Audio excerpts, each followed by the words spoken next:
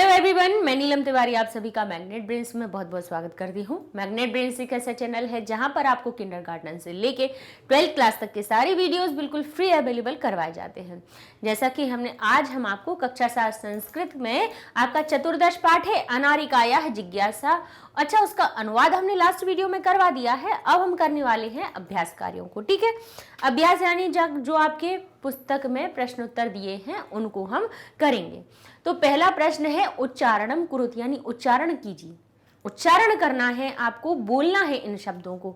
जैसे लिखा है मंत्री, बोलिए साथ में। जब तक बोलेंगे नहीं तब तक कैसे उसका उच्चारण शुद्ध होगा। निर्माणम, भ्रात्रा, कर्मकराः, जिज्ञासा, पित्रे, भ्रातृणाम, उद्घाटनार्थम। अब ये उद्घाट ऐसे कर लीजिए, नार्थम अलग कर लीजिए, बड़े शब्द को तोड़कर बोल लीजिए। उद्घाटनार्थम पितृभ्याम नेतरी, और कहेंगे अपृच्छत और चिंतयति। इस प्रकार से ये आपके हो गए उच्चारण वाले शब्द। अब लिखा है दूसरा प्रश्न आता है अधोलिखितानां प्रश्नानां उत्तराणि लिखत, यानी नीचे लिखे हुए। अधो शब्द अधः शब्द से मिलकर बना है। अधः का अर्थ होता है नीचे, ऊपरी का अर्थ ऊपर और अधः का अर्थ नीचे। और अधः शब्द के बाद में ये लिखित लिखा हुआ है। लिखित क्या लिखा है?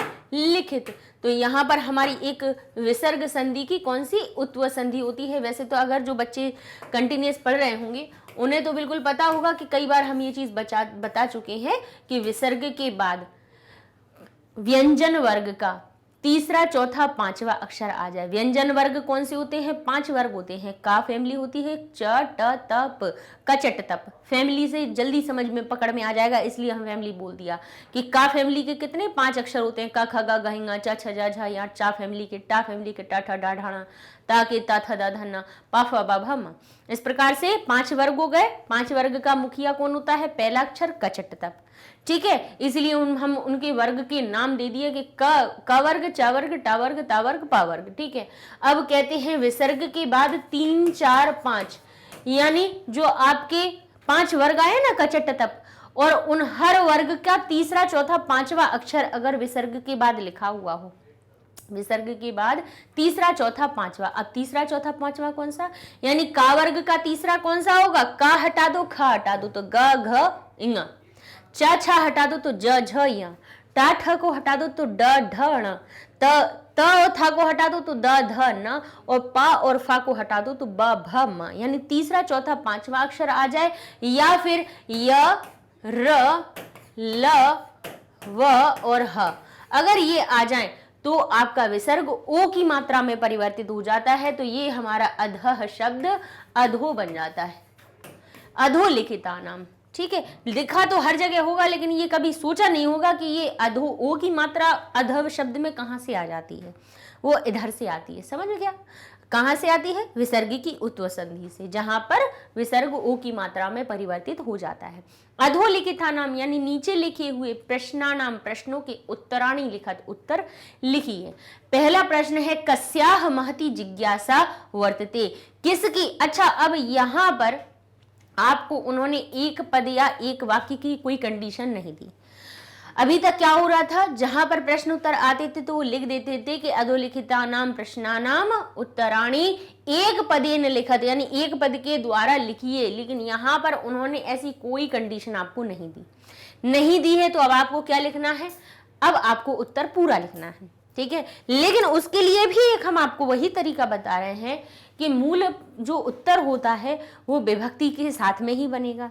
तो हमें क्या करना पड़ेगा? हमें प्रश्नवाचक जो शब्द होगा, पूरे प्रश्न में जो प्रश्नवाचक शब्द होगा, उस प्रश्नवाचक शब्द की जरूर विभक्ति पहचाननी पड़ेगी। तो यहाँ पर कस्याह महती जिज्ञासा वर्तते में प्रश्नवाचक शब्द कौन सा है? कस्याह। का से शुरू होने वाले जो शब्द होते हैं वो प्रश्नवाचक शब्द होते हैं, है ना। कस्य, किम के तो सारे क से शुरू होते हैं। किमर्थम, फिर कुत्र हो गया, कुतः हो गया, कदा हो गया। क से शुरू होने वाले प्रश्नवाचक शब्द होते हैं। अब हम कहेंगे, प्रश्न पढ़ते हैं। कस्याह महती जिज्ञासा वर्तते, किसकी बड़ी जिज्ञासा है, किसकी बहुत अधिक जिज्ञासा है। किस बताइए, किसकी है सबसे अधिक जिज्ञासा? अनारिका की, अनारिका की बड़ी जिज्ञासा है। अब यहाँ पे हमें अनारिका शब्द लिखना है, तो जो अनारिका शब्द लिखेंगे उसमें ये कस्याह शब्द जैसी विभक्ति लगा देंगे। तो कस्याह में षष्ठी विभक्ति एक वचन लगा है, स्त्रीलिंग रूप, तो यहाँ पे अनारिका शब्द में भी षष्ठी विभक्ति एक वचन का लगा देंगे। ठीक है, तो यहाँ पर कस्याह बन गया, तो अनारिका भी बन गया अनारिकायाह, और बाकी का पूरा यहाँ से उठा के यहाँ तक लिख दिया, महती जिज्ञासा वर्तते। ठीक है, क्या अर्थ बना? अनारिकायाह महती जिज्ञासा वर्तते, यानी अनारिका की बहुत जिज्ञासा रहती है या होती है, उसकी बहुत अधिक जिज्ञासाएं होती हैं। दूसरा लिखा हुआ है मंत्री किमर्थम आगच्छति, मंत्री किस लिए आ रहे हैं, किस लिए आ रहे हैं? तो आप उत्तर बताएंगे, नद्याह उपरि, नदी के ऊपर जो नवीन सेतु निर्मित है, जो नया सेतु बना है। अब जो को हम संस्कृत में एक अव्यय यह के द्वारा दर्शाते हैं, तो कह रहे हैं नद्याह उपरि यह नवीन सेतु, नदी के ऊपर जो नया पुल निर्मित बना हुआ है, तस्य उद्घाटनार्थम, उसके उद्घाटन के लिए मंत्री आगच्छति, मंत्री आ रहे हैं। किस लिए? नद्याह उपरि, नदी के, नदी शब्द में षष्ठी विभक्ति लगाएंगे तो बन गया नद्याह, जिसका अर्थ निकला है नदी के। अब ऊपर शब्द कहां से आता है? अव्यय उपरि से, जो किससे बनता है संस्कृत में? यह से। नदी के ऊपर, नद्याह उपरि यह नवीन सेतु, जो नवीन सेतु निर्मित हुआ है, तस्य, उसके उद्घाटनार्थम, उसके उद्घाटन के लिए मंत्री आगच्छति, मंत्री आ रहे हैं। ठीक है, आगे प्रश्न है सेतोह। अब आपको लगेगा कि कहीं सेतु लिखा हुआ है, कहीं सेतु लिखा है, तो इसमें हमारी प्रथमा विभक्ति है, इसमें हमारी षष्ठी विभक्ति है। जहां काकी के का अर्थ निकल रहा है वहां पर षष्ठी विभक्ति लगाई गई है, और जहां काकी के का अर्थ नहीं है वहां पर उसको प्रथमा विभक्ति युक्त लिख दिया गया। लिखा है आगे सेतोह निर्माणम, यानी पुल के निर्माण के अकुर्वन, पुल का निर्माण। अब यहाँ पे निर्माणम काकी के का अर्थ नहीं लगाएंगे क्योंकि निर्माण शब्द में कोई हमारी षष्ठी विभक्ति नहीं लगी है।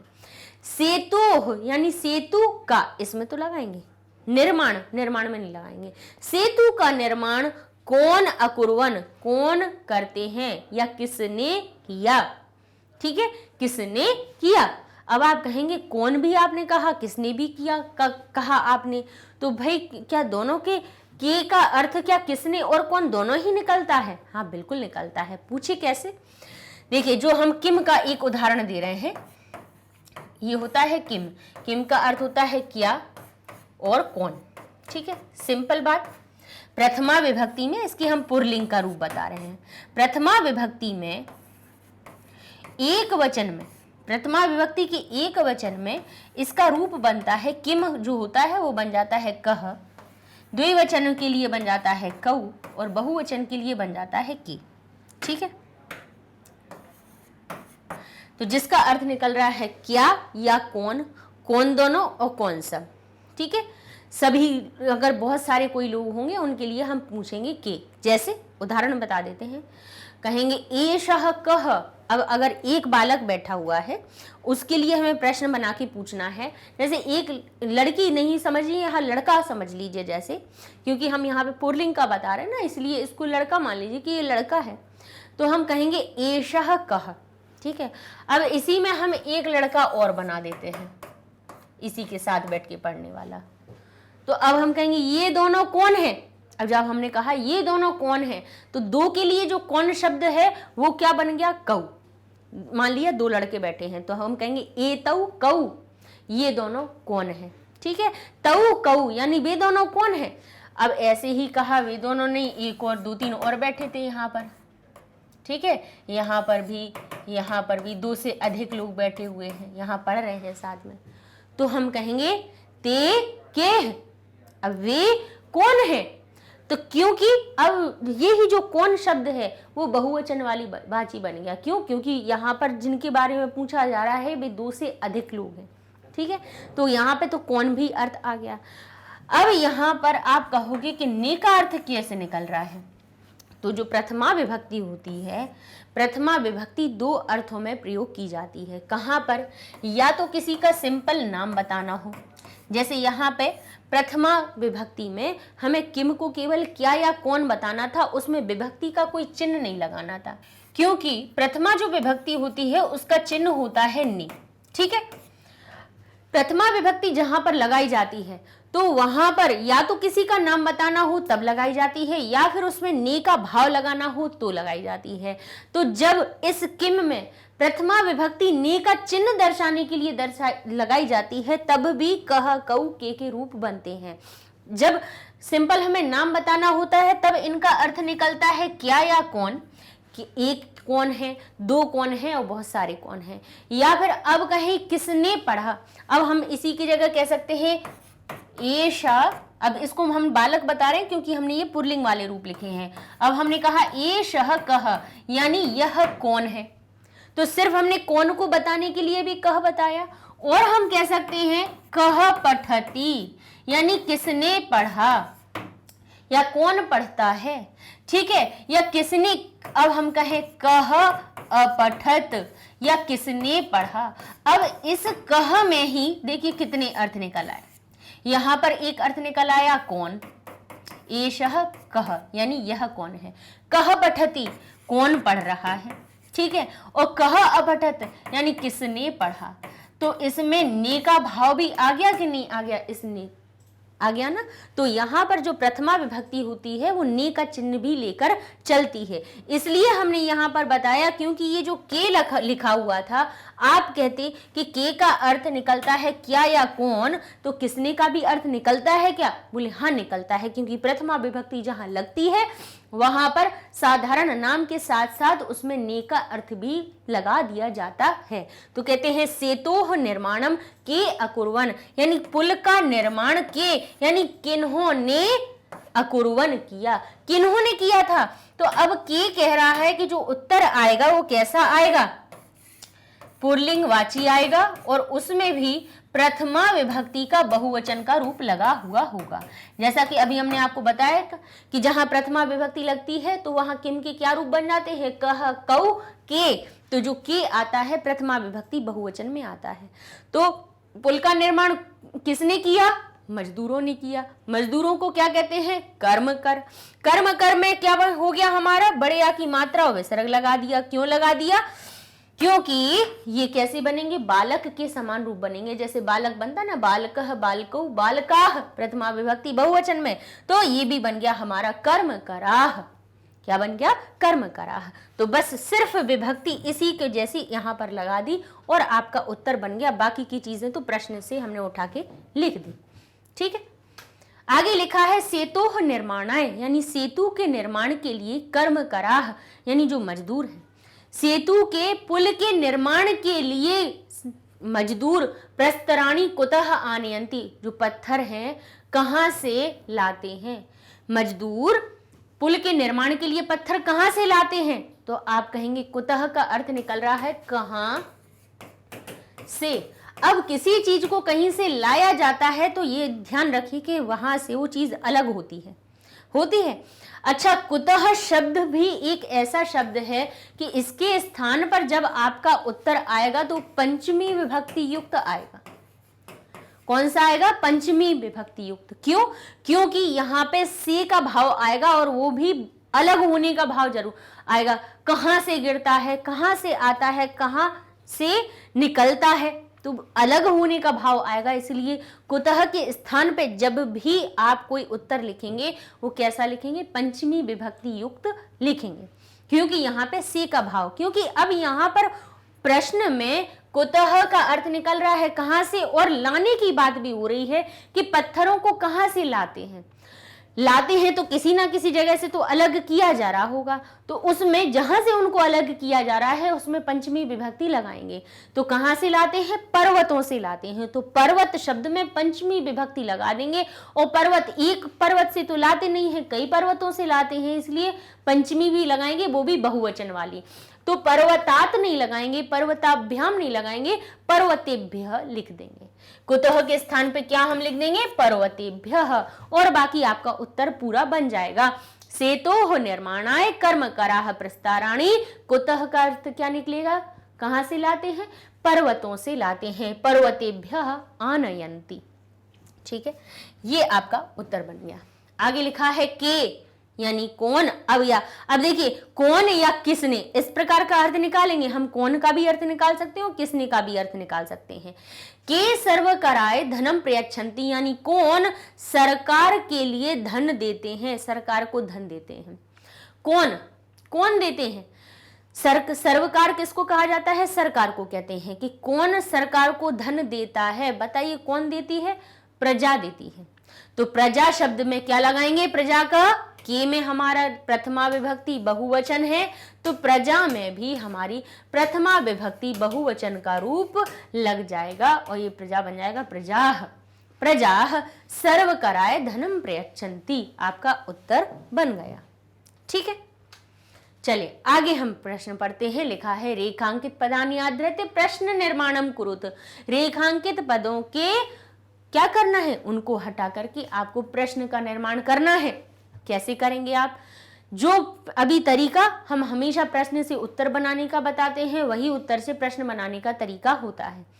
कि जो रेखांकित पद होता है या प्रश्नवाचक शब्द होता है, सिर्फ उनकी 3 चीजें पहचाननी होती है, लिंग, विभक्ति, वचन। पुल्लिंग है, स्त्रीलिंग है, नपुंसकलिंग है। वचन कौन, विभक्ति कौन सी लगी हुई है वो देखिए, वो वचन देखिए। बस उन तीनों चीजों को देखकर ही हमारे प्रश्न का निर्माण हो जाता है। जैसे यहाँ लिखा है अनारिकायाः पर लिखा है, यहाँ उद्घाटनार्थम पे लिखा हुआ है, यहाँ पे कर्म कराः पर रेखांकित है। तो हम अनारिकायाः शब्द को पढ़ेंगे कि अनारिका शब्द में कौन सी विभक्ति लगी है। अनारिका एक तो हमारी स्त्रीलिंग है, इसके बाद यह शब्द बता रहा है कि इसमें षष्ठी विभक्ति एक वचन लगा हुआ है, षष्ठी विभक्ति का एक वचन है। तो बस करना क्या है, किम के स्त्रीलिंग वाले रूप में षष्ठी विभक्ति एक वचन के कस्याः को उठाकर हमें इसके स्थान पर लगा देना है और हमारा प्रश्न का निर्माण हो गया। बाकी की सब चीजें यहीं से लिख दी गई। कस्याः प्रश्नै सर्वेषां बुद्धि चक्रवर्त भ्रमति बन गया प्रश्न, कुछ नहीं करना। अब यहां पे लिखा है उद्घाटनार्थम। अब अर्थम लिखा है यानी के लिए का भाव आ रहा है। क्या आ रहा है, के लिए का भाव। अर्थात ये जो अर्थम यहां पर क्या लगा हुआ है, हमारा प्रत्यय लगा हुआ है, वैसा ही प्रत्यय हमें कहां लगा देना है, इसके अर्थ में भी लगा देना है। तो कहेंगे मंत्री सेतु उद्घाटनार्थम आगच्छति, यानी मंत्री सेतु के उद्घाटन के लिए आ रहे हैं। तो हमारा उत्तर क्या बनेगा, तो किम में भी हम अर्थम शब्द लगा देंगे, तो किम बन जाएगा किमर्थम। तो इसका भी अर्थ बन जाएगा किस लिए। यहां अर्थम शब्द लगा है, जहां पर अर्थम शब्द हो उसका जब आप प्रश्न बना रहे हो तो किमर्थम एक हमारे पास प्रश्नवाचक शब्द होता है, इसी के लिए बनाया जाता है। ठीक है, जिसका अर्थ निकलता है किस लिए। किमर्थम का अर्थ क्या होता है, किस लिए, जो कहां प्रयोग किया जाता है, जिसका उत्तर अर्थम शब्द से अंत हो रहा हो उसके लिए। ठीक है, आगे लिखा है कर्म कराः। अब कर्म कार शब्द से हमारा क्या बना है, पुल्लिंग का, इसमें कौन सी विभक्ति लगी है, पुल्लिंग शब्द है और उसमें प्रथमा विभक्ति और एक वचन लगा हुआ है। तो हमें किम का कौन सा रूप लगाना है, किम का प्रथमा विभक्ति एक वचन ना हो कि ये बहुवचन है, कर्म कराः, तो बहुवचन का रूप लगा देंगे। तो किम का प्रथमा विभक्ति पुल्लिंग का क्या बनता है बहुवचन में, कह, कऊ, के। तो कर्म कराः के स्थान पे के लिख दिया और आपका प्रश्न निर्माण हो गया। बार बार कह रहे हैं किम की विभक्तियां याद कर लीजिए, विभक्तियां याद कर लेंगे, शब्द रूप याद कर लेंगे, बिल्कुल आसान हो जाएंगी सारी चीजें। अब फिर से देखिए पर्वतेभ्यः और सर्वकराय। अब पर्वतेभ्यः शब्द लिखा है तो एभ्य शब्द कहाँ आता है, चतुर्थी या पंचमी में आता है। तो अब चतुर्थी या पंचमी में आता है तो इसके लिए हमें कहाँ पहुंचना पड़ेगा, पहले तो हमें ये पता भी है कि पर्वत शब्द में एभ्य यहाँ पंचमी वाला लगा है, क्योंकि प्रस्तराणी आनी है, लाने की बात हो रही है, पत्थरों को लाने की बात हो रही है, तो भाई अलग कर रहे हैं इसलिए पंचमी विभक्ति लगाई है। नहीं भी समझ में आए तो एभ्य नाम सु हमने आपको याद करवाए हैं कि एभ्य और एभ्य किसी भी शब्द में कहाँ लगते हैं, चतुर्थी और पंचमी के बहुवचन में लगते हैं। तो हमें करना क्या है, किम के, पर्वत हमारा कैसा शब्द है, अकारांत शब्द है, तो किम के हमें नपुंसक या पुल्लिंग चतुर्थी पंचमी का बहुवचन का रूप उठा के रख देना है। तो जैसे पर्वतेभ्य पर्वतेभ्य बनता है, ऐसे ही केभ्य केभ्य बनता है। तो यहाँ पर ये हमारा बन जाएगा केभ्य। बस पर्वतेभ्य के स्थान पर वही हमारे चतुर्थी या पंचमी विभक्ति का बहुवचन का रूप उठा के रख दिया। तो ये हमारा प्रश्न का निर्माण हो गया। आगे लिखा है सर्वकाराय। अब सर्वकार में ये आय शब्द लिखा है, सर्वकार में सरकार को सर्वकार कहते हैं और उसमें आय यानी चतुर्थी विभक्ति लगी हुई है। तो हमें जो उत्तर आएगा वो कौन सा आएगा, चतुर्थी विभक्ति एक वचन वाला आएगा, क्योंकि इसमें भी हमारी चतुर्थी विभक्ति एक वचन लगी हुई है। पुल्लिंग या नपुंसक लिंग कुछ भी हो सकता है, क्योंकि अब आप कहेंगे क्यों आपने ऐसा कहा कि पुल्लिंग और नपुंसक लिंग कोई भी हो सकता है, क्योंकि तृतीया से सप्तमी तक के एक ही जैसे रूप बनते हैं।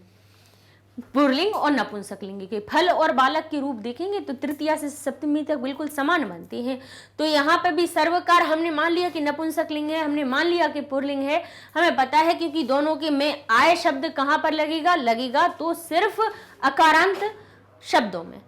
तो सर्वकाराय के स्थान पे क्या आ जाएगा, चाहे तो हम पुल्लिंग का उठा ले किम का रूप, चाहे नपुंसक लिंग का किम का रूप उठाएं, उसकी चतुर्थी विभक्ति एक वचन का रूप कस्मई उसके स्थान पर लगा देंगे और आपका ये प्रश्न निर्माण हो जाए। अब अगले प्रश्न में लिखा है उदाहरण अनुसारम रूपाणी लिखत, यानी उदाहरण के अनुसार आपको रूप लिखना है। अच्छा, यहाँ पे ये देख लीजिए कि हर पाठ में आपको किसी ना किसी के शब्द रूप याद करवाए जा रहे हैं और यहाँ पर पता है, अच्छा त्रयोदश पाठ में आपको इकारांत के शब्द रूप करवाए गए थे और यहाँ पर आपको ऋकारांत के भी शब्द रूप याद करवाए जाएंगे कि किस प्रकार उसके रूप बनते हैं। ठीक है, अब हम चलते हैं यहाँ पर ऋकारांत शब्दों को देखेंगे, क्योंकि री से अंत होने वाले जैसे पितृ, भ्रातृ, दात्री, धात्री, आगे देखते हैं कर्त्री, नेत्री, विधात्री, यहाँ पे कर्त्री, हर्त्री, पितृ और हमारा भ्रातृ, ये हमारे सवित्री, अभिनेत्री, जमात्री और नृत्य। तो ये हमारे नृत्री बनेंगे, ये हमारे नृत्री। ठीक है, इस प्रकार से ये हमारे बनने वाले हैं शब्द रूप। अब देखते हैं इनके कैसे हम शब्द रूप बनाएंगे। प्रथमा विभक्ति से हम शुरू करेंगे। ठीक है, प्रथमा विभक्ति से जब हम शुरू करने वाले हैं तो सबसे पहले एक वचन में हमारा रूप क्या बनता है। ठीक है, ध्यान कीजिएगा, हम यहाँ पर आपको एक वचन के पहले रूप याद करवाने की कोशिश करते हैं, जिससे कि आपको ऋकारांत यानी री से अंत होने वाले शब्द रूप आपको याद हो जाएं। वैसे इन्होंने क्या किया है, बहुत अच्छे से ये चीज दे दी है। यहाँ पर क्या किया कि एक आपको उदाहरण दे दिया कि प्रथमा विभक्ति में जो रूप बनता है वो क्या बनता है, ऋकारांत शब्द का पिता एक वचन में, पितरौ द्विवचन में और पितरः बहुवचन में। अच्छा, ये जो आपको कंदुक यानी गेंदे दिख रही हैं, ये यहाँ से लिंक नहीं है, यहाँ पे हम सिर्फ आपको ये वचन बताने के लिए यहाँ पर लगाई हुई हैं, जिससे कि आपको पता चले कि कोई वस्तु जब एक होती है तब उसको एक वचन की श्रेणी में रखा जाता है, वही वस्तुएं जब दो हो जाती हैं तो उनको द्विवचन कहने लगते हैं, और वो बहुत सारे हों तब दो से अधिक हों तो वो उनको बहुवचन की श्रेणी में रखा जाता है। क्योंकि कभी हम जब बालक की लगा देते हैं तो बच्चों के मन में ऐसी भावना ना आ जाए कि शायद एक बालक या एक बालिका को ही एक वचन द्विवचन कहा जाता है। ऐसा नहीं, कि कोई भी वस्तु हो सकती है जो एक होगी उसको एक वचन की श्रेणी में रखेंगे, दो होंगी तो द्विवचन की, और दो से ज्यादा हो जाए, तीन से लेके कितने भी, वो सब हमारी बहुवचन में आएंगे। ठीक है, इसलिए ये आपको पिक्चर्स लगाई गई हैं। अच्छा, यहां देखेंगे पहले हमने क्या पढ़ा कि हमारे प्रथमा विभक्ति में पितृ शब्द यानी ऋकारांत शब्द क्या बनता है, पिता। तो आपने जो देखा है ना कि पिता, भ्राता, माता, नेता, श्रोता कहां से आते हैं, प्रथमा विभक्ति का एक वचन लगने से। तो एक वचन में हम प्रथमा से लेके सप्तमी तक की अब यहाँ पर हम लिखते जाएंगे, प्रथमा, द्वितीया, तृतीया, चतुर्थी, ठीक है, पंचमी, षष्ठी और ये सप्तमी। ठीक है, ये अपनी विभक्तियां हो गई। अब इन विभक्तियों में एक वचन में इनका क्या रूप बनता है, कोई भी ऋकारांत शब्द होगा तो वो बनेगा पिता। ठीक है, अपन एक वचन से शुरू करेंगे। प्रथमा विभक्ति एक वचन वाले पहले रूप याद कर लेंगे, फिर द्विवचन पे पहुंचेंगे, फिर बहुवचन पे पहुंचेंगे। फिर इसके बाद द्विवचन में हो जाना है पितरम, यानी मां हलंत आता ही है हर एक द्वितीया की विभक्ति में। तो यहाँ देखिए बन गया हमारा पितरम।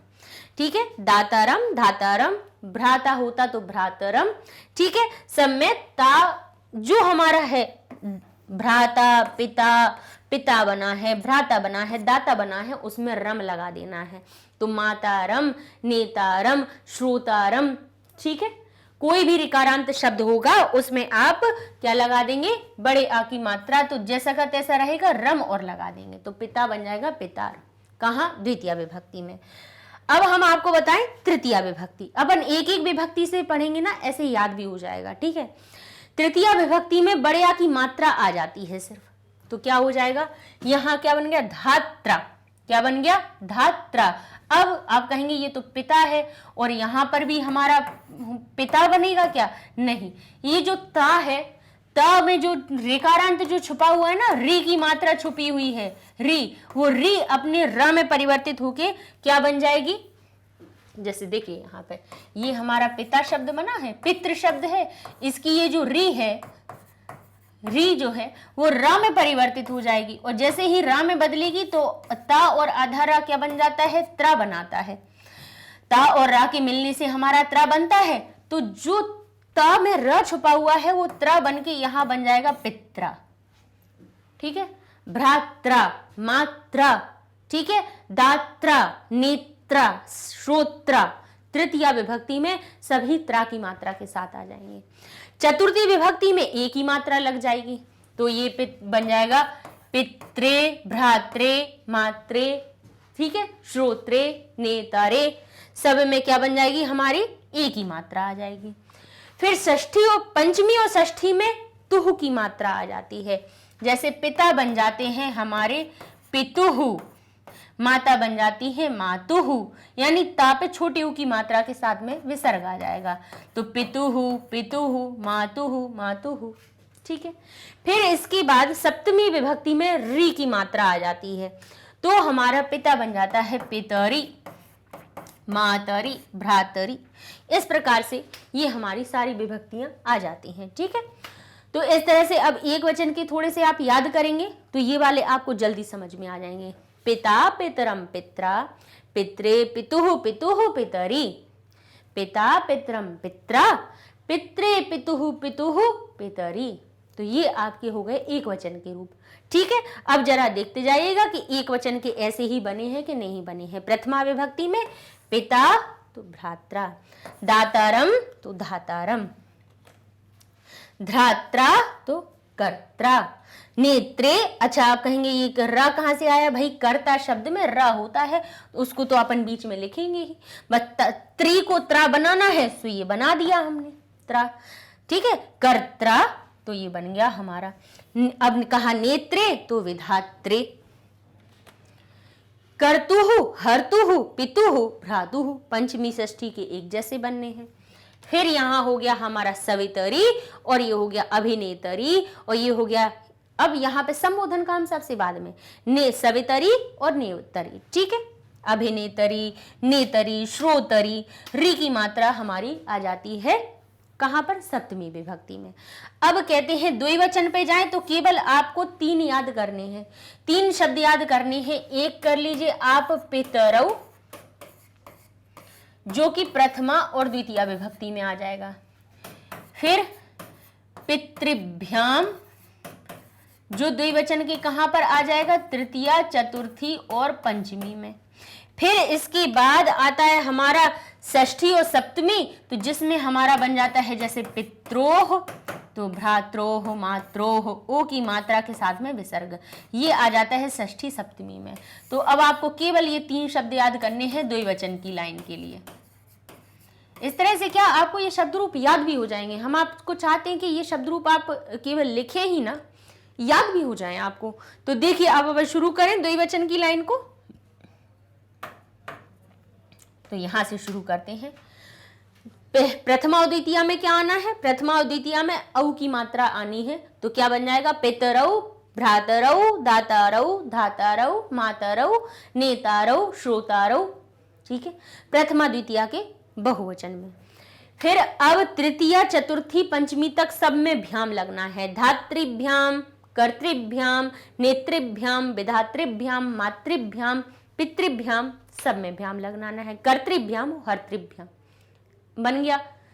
अब आ गया पित्रोह, ओ की मात्रा विसर्ग लगानी है, तो पित्रो, भ्रात्रोह, सवित्रो, अभिनेत्रो, मात्रो, भ्रात्रो, धात्रो, सब में ओ की मात्रा और विसर्ग आ जाएगा। ठीक है, हो गया। चलिए अब पहुंचते हैं कहां पर, अपने बहुवचन के। तो यहां पर हमारे बहुवचन में आप देखेंगे प्रथमा में बनता है हमारा, यहां बहुवचन की लाइन याद करवा रहे हैं हम। बहुवचन में पितृ शब्द कैसे बनते हैं, पितृ यानी ऋकारांत, कोई भी जो ऋकारांत री से जिसका अंतुरा होगा वो कैसे बनेगा बहुवचन में, बता देते हैं। विभक्तियों को हम ऐसे लिखे देते हैं 1 2 3 4 5 6 और 7। ठीक है, तो एक वचन में बनता है पितरः। ठीक है, द्विवचन में जैसे हमारा बालकान बन जाता है तो यहां बन जाता है पितृन। ये जो री होती है वो कैसी हो जाती है, 2 बार हो जाती है, दीर्घ की आ जाती है। फिर इसके बाद आता है हमारा पितृ भी ही, क्योंकि हमारे जो अकारांत शब्द रूपों को छोड़ दो तो बाकी के जितने शब्द रूप होते हैं ना उन सभी में भी ही लगना शुरू हो जाता है तृतीया के बहुवचन में, तो ये हो जाएगा पितृ भी ही। फिर इसके बाद आता है हमारा भ्यः, भ्यः तो हो जाएगा पितृभ्यः, पितृभ्यः। और फिर इसके बाद आता है नाम और शु, क्या आ जाता है, नाम और शु। अच्छा, री वाले में नाम ना लग के नाम क्यों लगता है, क्योंकि र के योग में ना हमेशा ना में बदल जाता है। जैसे आपने देखा होगा बालक के साथ में तो बालक का नाम लगा देते हैं और राम के साथ में रामा नाम लगा देते हैं, क्योंकि राम शब्द में रा है, इसीलिए ना हमारा नाम में परिवर्तित हो जाता है। एक णत्व तो संधि होती है उसके नियम से। तो यहाँ पे हम क्या लगाएंगे, राम, तो पितृणाम और शु, तो ये बन जाएगा हमारा पितृशु। तो देखिए कैसे याद करेंगे हम, पितरः पितृन, पितरः पितरिन, अब इतना याद रख लीजिए। फिर इसके बाद कहेंगे भीहि भ्यः भ्यः नामशु, भीहि भ्यः भ्यः नामशु। ये एक लाइन याद कर लीजिए, कम से कम अकारांत वालों को छोड़ेंगे तो उसके बाद वालों में सब में आपको ये लाइन तृतीया से सप्तमी तक की सब में काम में आ जाएगी। आपको इनको देख के विभक्तियां पहचानना सीख जाएंगे आपके कौन सी विभक्ति है। ये एक बार बहुवचन की लाइन याद कर लीजिए, है ना। सभी में जब आ रही है तो हमें अर्थ भी जल्दी पता चल जाएगा विभक्तियों से। तो अब यहाँ पे हम देखते जाएंगे क्या बना है हमारा, पितरः, भ्रातरः, माता क्या बनेगा, मातरः, हमारा जो नेता शब्द क्या बनेगा, नेतरः, ठीक है, बहुवचन में। फिर इसके बाद धात्रिन, ध्रात्रिन, हमारी मातृन, नेत्रिन, श्रोत्रिन, सब में ऋण लग जाएगी। फिर इसके बाद भी लगा देंगे तो धातृहि, कर्तृभिः, नेतृभिः, मातृभिः, पितृभिः, ठीक है। इसके बाद भ्यः लगाएंगे तो नेतृभ्यः, विधातृभ्यः, मातृभ्यः, पितृभ्यः, सभी में लग गया। इसके बाद पंचमी में भी वही भ्यः लगा देना है एक जैसा। फिर षष्ठी विभक्ति में नाम लगा देना है तो पितृणाम, भ्रातृणाम, मातृणाम, नेतृणाम, श्रोतृणाम। इसके बाद शु पे आ जाएंगे तो सवितृषु, अभिनेतृभिषु, मातृषु, ठीक है, सभी में शु लगा देना है। अच्छा, यहां पर आ जाएगा नप्त्र लिखा हुआ है, इसमें हो जाएगा हे नप्तः, हे नप्तरहु और हे नप्तरः। इस प्रकार से हमारे ये आपके शब्द रूप हो जाते हैं पूरे। अब यहाँ पर हम आपको वेबसाइट के बारे में भी बता देते हैं, जिससे कि अगले वीडियो में हम 5वां, 6वां, 7वां ये तीनों प्रश्न रह गए हैं वो उनको करवा देंगे, ठीक है। अच्छा, वेबसाइट के लिए आप magnetbrains.com गूगल पे सर्च कीजिए, वेबसाइट आ जाती है। अब इसके बाद आप देखेंगे तो यहाँ पर क्लासेस दिखने लगेंगी। मान लीजिए आपने क्लास 7th को क्लिक किया तो आपके सामने क्लास 7th के यहाँ पे सब्जेक्ट्स आ गए। आपने यहाँ पे संस्कृत पे क्लिक किया, संस्कृत के सब्जेक्ट्स आ गए। यहाँ पे आपको चैप्टर वाइज वीडियोस मिल जाएंगे, जिस चैप्टर को खोलेंगे उसी चैप्टर का वीडियो ओपन हो जाएगा और टॉपिक वाइज मिल जाएगी, सबसे अच्छी चीज़ है। ये भी पता चल जाएगा जैसे चैप्टर 7 में जाना है, केवल उसका अभ्यास पढ़ना है, तो लंबी प्लेलिस्ट में ढूंढने से अच्छा है चैप्टर 7 सामने दिख रहा है, इसको क्लिक कीजिए, इसी के 4 लेक्चर्स आ जाएंगे, जो अभ्यास पढ़ना उस पर क्लिक कीजिए, आपका वीडियो ओपन हो जाएगा। इस तरह से भाई ढूंढना आसान है, ये पता चल जाएगा कि कौन कौन सी चीज़ें कहाँ करवाई गई हैं। इस तरह से पढ़ाई करना भी आसान हो जाएगा, ढूंढना भी आसान हो जाएगा। और तो पढ़ते रहिए मैग्नेट ब्रेन्स के साथ में। मिलते हैं नेक्स्ट वीडियो में, जिसमें कि अब बचे हुए प्रश्नों को भी पूरा कराएंगे। तब तक के लिए धन्यवाद।